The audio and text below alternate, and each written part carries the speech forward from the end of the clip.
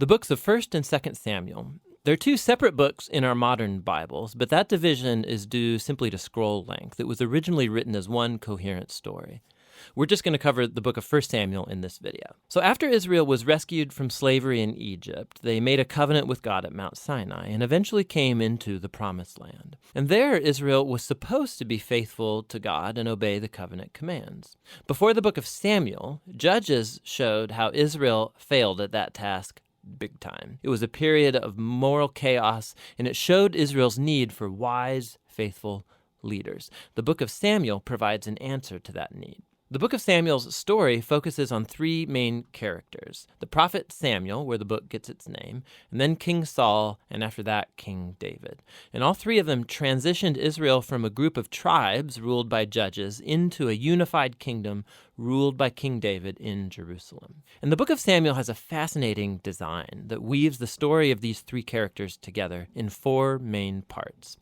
Samuel, he's the key leader and prophet in the first section of the book, but then he also plays a key role in the next section, which is Saul's story, and it's told in two movements: Saul's rise to power and then his failures.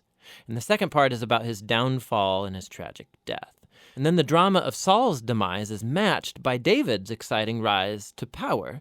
And then David's story is told in two movements. First, he rides the wave of his success, followed by his own tragic failure and the slow self-destruction of his family and then his kingdom. The book concludes with an epilogue that reflects back over the whole story. So let's dive in and see how this all unfolds. Part 1 picks up from the chaos of the book of Judges, and we're introduced to a touching story about a woman named Hannah.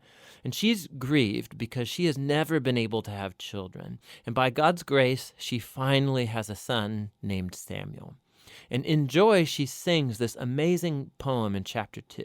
And the poem is all about how God opposes the proud and exalts the humble, about how despite tragedies and human evil, God is working out his purposes in history. And also it's about how God will one day raise up an anointed king for his people. Now, Hannah's poem has been placed here at the beginning of the book to introduce these key themes that we're going to see throughout the whole story, like the next one. Samuel grows up and becomes a great prophet and leader for the people of Israel, at the same time that the Philistines rise to power as Israel's arch nemesis. And in this crucial battle, the Israelites get arrogant, and instead of praying and asking God for help, they trot out the Ark of the Covenant as this kind of magic trophy that will automatically grant them victory in battle. And so because of their arrogant presumption, God allows Israel to lose the battle and the ark is stolen. So the Philistines, they take the ark and they place it in the temple of their god, Dagon. And then the God of Israel defeats the Philistines and the god Dagon without an army by sending plagues on the people. And then the Philistines don't want the ark anymore, obviously, and they send it back to Israel. And the point of this little story seems to be this: God is not Israel's trophy, and he opposes pride among the Philistines, but also among his own people. And so Israel needs to remain humble and obedient if they want to experience God's covenant blessing, which opens up into the next large section. The Israelites come to Samuel and they say, "Hey, we want a king like all the other nations have. Go find one for us." And so Samuel, he's kind of ticked off and he goes to consult with God. And God says, yes, their motives are all wrong, but if a king is what they want, give them one. And so we're introduced to the figure of Saul. Now, Saul is a tragic figure because he begins full of promise. He's tall, he's good-looking, he's a perfect candidate for a king. But he has deep character flaws. He's dishonest, he lacks integrity, and he seems incapable of acknowledging his own mistakes. And so these flaws become his downfall. He wins some battles at the beginning, but his flaws run so deep, he eventually disqualifies himself by blatantly disobeying God's commands. And so the aging Samuel confronts Saul and Israel. He had warned the people that they would only benefit from a king who's humble and faithful to God. Otherwise, the kings of Israel will bring ruin. So he informs Saul that God is going to raise up a new king to replace him. And so Saul's downfall begins, as God at the same time is working behind the scenes to raise up that new king. It's an insignificant shepherd boy named David. He's the least likely candidate to be king, but the famous story of David and Goliath shows that God's choice of David is not based on his family status, but simply on his radical and humble trust in the God of Israel. And so this story embodies all of the themes of Hannah's poem.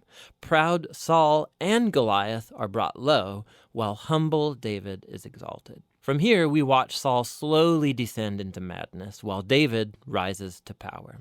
So David starts working for Saul as a general, and he's winning all of the battles, and he's also winning all of the fame. And so Saul gets jealous, and he starts chasing David around, hunting him, trying to kill him. David's done nothing wrong, and so David simply runs and waits in the wilderness. And here we see David's true character. He has multiple opportunities to kill Saul, but he doesn't. He simply trusts that despite Saul's evil, God will raise up a king for his people. What's interesting, too, is that many of the poems of David that you find in the book of Psalms are linked to this very period of his life, and they all express the same attitude of trust. And so this section of the book ends with Saul coming to a grisly death after losing a battle with the Philistines. 1 Samuel tells some of the most intricate, well-told stories you find anywhere in the Bible, and the characters Saul and David, they're portrayed very realistically. And the author's putting them forward as character studies so that you can find yourself in them. So in Saul's story, we see a warning. It's crucial that we reflect on our own character flaws and how they harm us and other people. And with God's help, we need to humble ourselves and deal with our dark side so that Saul's story doesn't become ours. David, on the other hand, is presented as an example of patience and trust in God's timing in our lives. And so he's running in the wilderness, being chased by Saul. David had every reason to think that God had abandoned him, but that's not what he thinks. And so David's story encourages us to trust that despite human evil, God is working out his purposes to oppose the proud and to exalt the humble. And that's what 1 Samuel is all about.